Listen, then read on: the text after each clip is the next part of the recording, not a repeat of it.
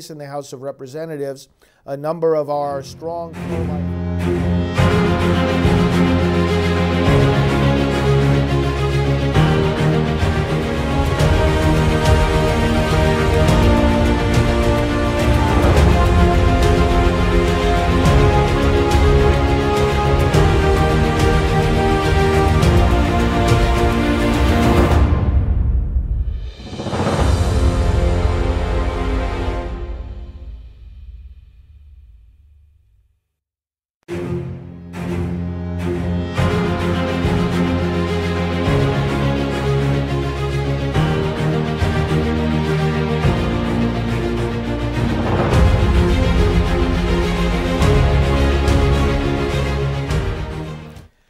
Good morning, friends. It's the 4th of January, 2019. Great to be with you again, and I hope you're ready for a great day. I want to talk to you today as we get closer and closer to the March for Life, which is only 2 weeks from today, and many other activities from coast to coast commemorating the tragic anniversary of the Roe v. Wade decision. I want to start looking with you a little more closely at that decision. I'm just going to give you a few broad stroke thoughts today, but before I even go into that, let me follow up on something I was talking about yesterday, and that is the bill that was passed in the House of Representatives last night by a vote of the Democrat-controlled House in order to appropriate money to get some of the money flowing again in the government during this partial shutdown. But the fact of the matter is, instead of really trying to resolve the issues that the country is facing,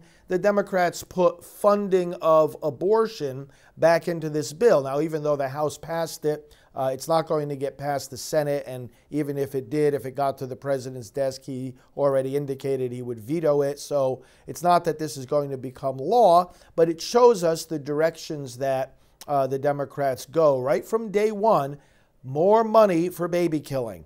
Now, last night, as this vote was taking place in the House of Representatives, a number of our strong pro-life members, all of whom I know and am very grateful to for their leadership and advocacy on this, took to the floor of the House and made some clear speeches. I want to show you some clips. One is from Representative Virginia Foxx, another one from Representative Andy Harris, who's a medical doctor I've known for a long time, and both of them I've had very many personal interactions with. They're very committed, and you'll hear them speaking about why this abortion funding must not be included in any kind of an appropriations bill. And then you'll hear from our good friend Congressman Chris Smith speaking about an amendment that was offered to the bill but did not pass, an amendment to take out the abortion funding. Let's listen to these three speeches now that were given just yesterday at the House of Representatives. It is critical that America's foreign policy reflect the values of the American people. A 2017 Mayor's poll clearly revealed that an overwhelming majority of Americans oppose using their hard-earned tax dollars to support abortions in other countries. American taxpayers should not be expected to pay for something they so strongly oppose. The Protecting Life and Global Health Assistance Policy is not anti-global health, nor is it anti-family planning. It does not reduce funding available for international health assistance and leaves the choice up to the individual NGOs of whether or not they wish to be eligible for federal grant money. Abortion should never be considered a necessary part of economic growth, and organizations that believe it should not be the type of organizations that the United States partners with. Abortion is wrong. We do not allow taxpayer money to be spent on abortions within the United States, and we certainly should not fund it in other countries.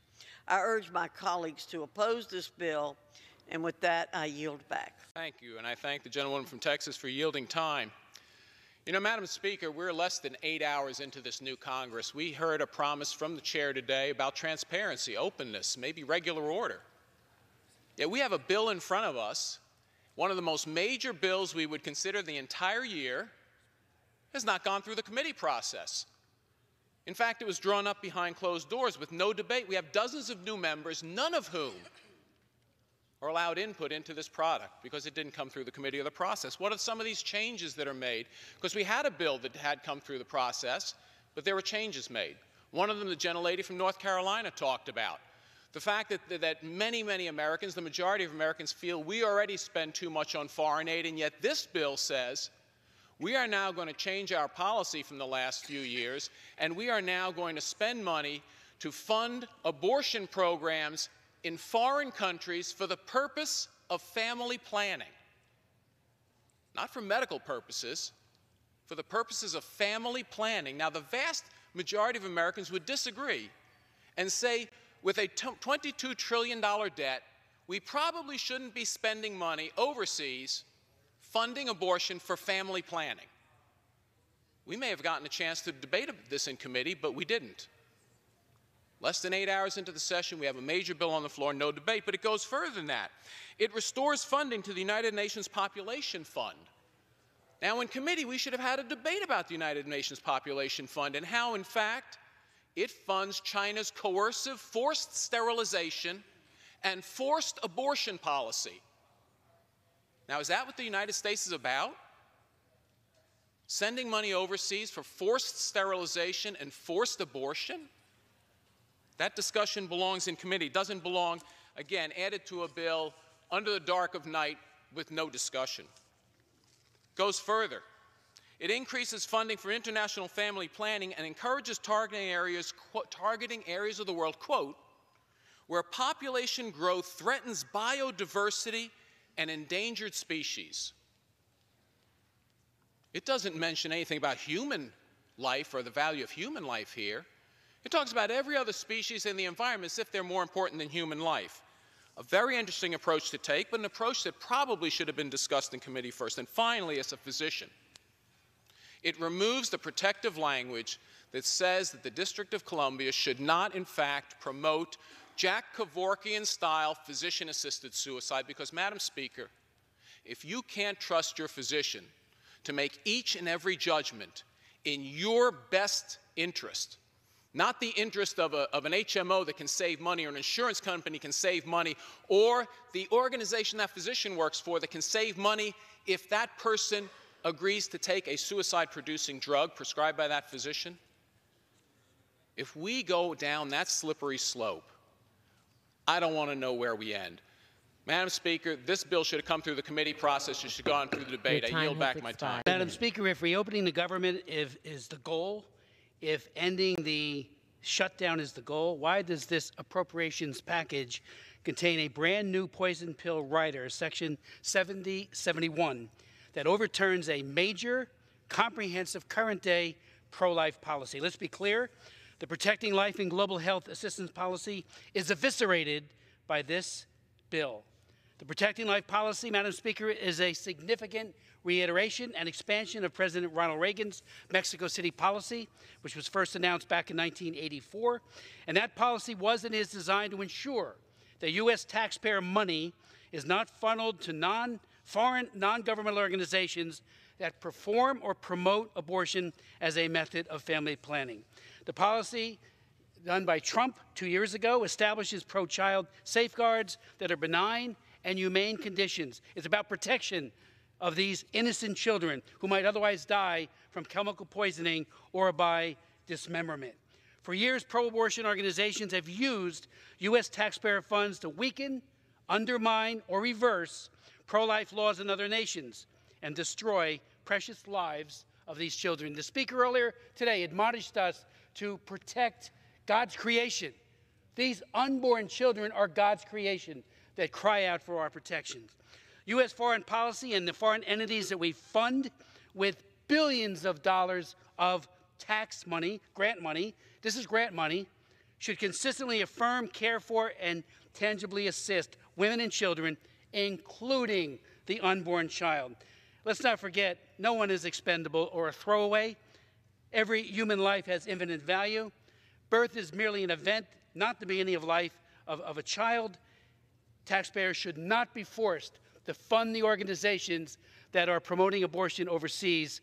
This allows us, and it doesn't reduce global humanitarian aid, global health aid, by so much as $1. It just says who we give it to does matter.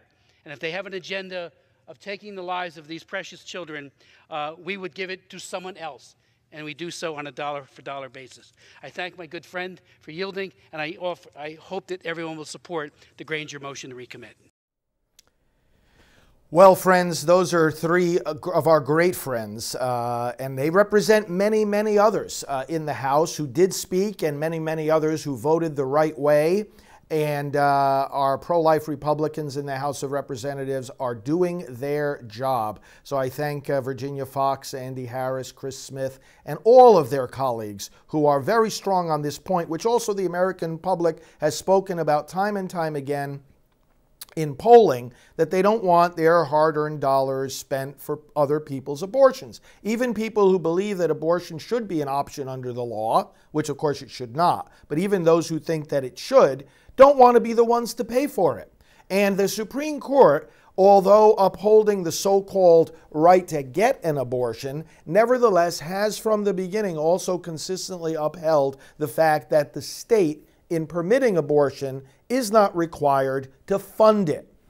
Now, the other side wants to constantly say that they should fund it. In fact, they go so far, these pro-abortion radical Democrats, they go so far as to say that it is our duty to fund it. But this is nonsense. So now, as you heard them saying, what's at issue here is our aid to organizations that serve other countries. To formulate this question, and to put it in perspective, we go into another country to help build their schools or to help feed their people or to help, the infrastructure of these countries or whatever other kind of help is being given. Do we really want this to happen, that when the United States goes in to give this humanitarian help to a country, that meanwhile we're saying to them, okay, well, we'll give you this help, but we're going to lobby your Congress and your elected officials to legalize the killing of your children? I mean, is this what we want to export to other countries? Because that's what's at issue here. And as Chris Smith made clear, this is not about taking money away from these programs that are helping these other countries. This is simply saying we don't want the money used for the killing of children. This is so reasonable. And in fact, of 700 different groups that are getting this money and providing help to these other countries, you know how many have been affected by the policy that is currently in place, prohibiting the money from going to abortion? Only 4. Only 4 groups are insisting that they don't want to receive the money, and they'll shut down their programs helping people in Africa and other parts of the world. They'll shut down the programs altogether instead of having the money to go away from the abortion industry.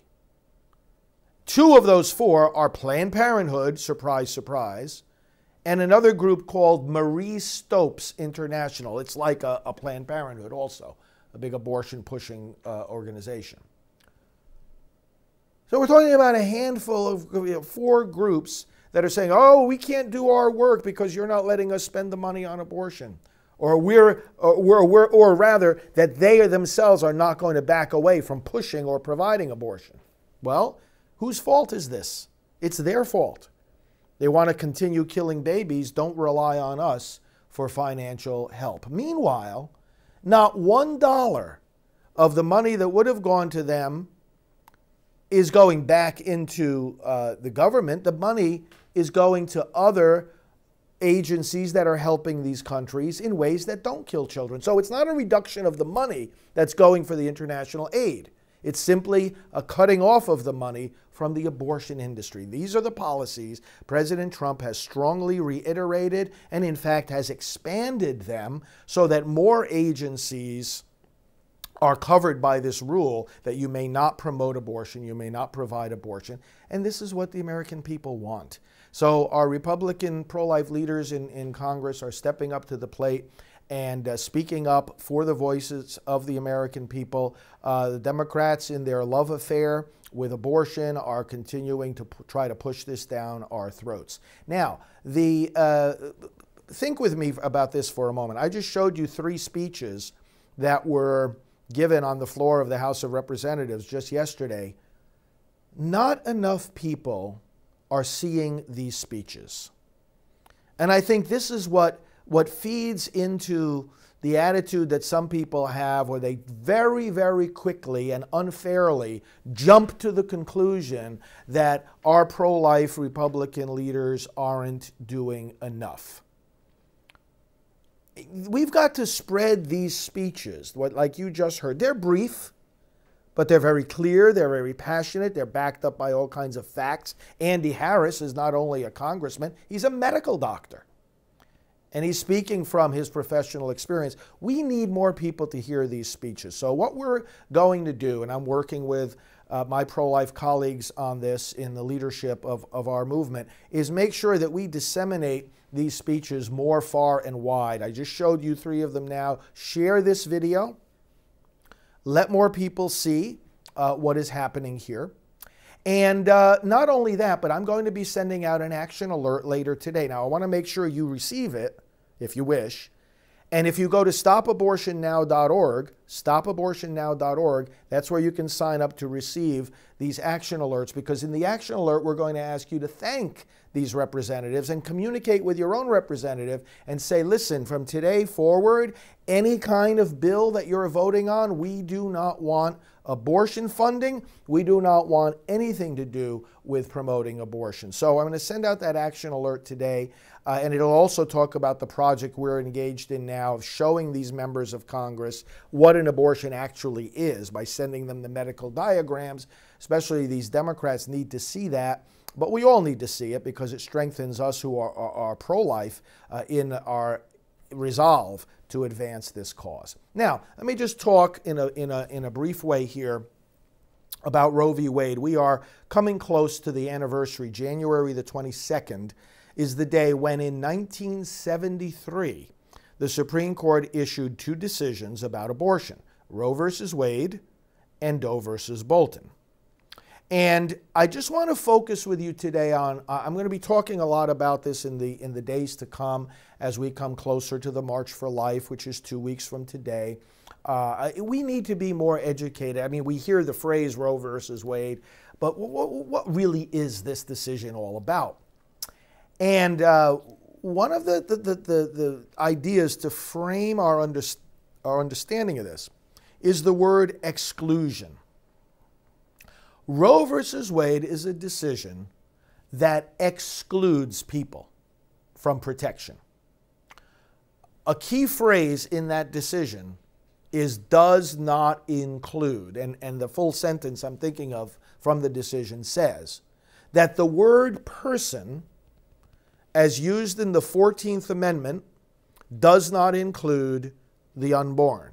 Now, the 14th Amendment, as you may recall, is the amendment that says that no person may be deprived of life without due process of law. It would seem that abortion directly contradicts the 14th Amendment. As a matter of fact, in the arguments in the Roe v. Wade case, it was admitted that if, in fact, the unborn child is a person, well, then the case of the abortion supporters collapses. Because the Constitution already says no person may be deprived of life without due process of law.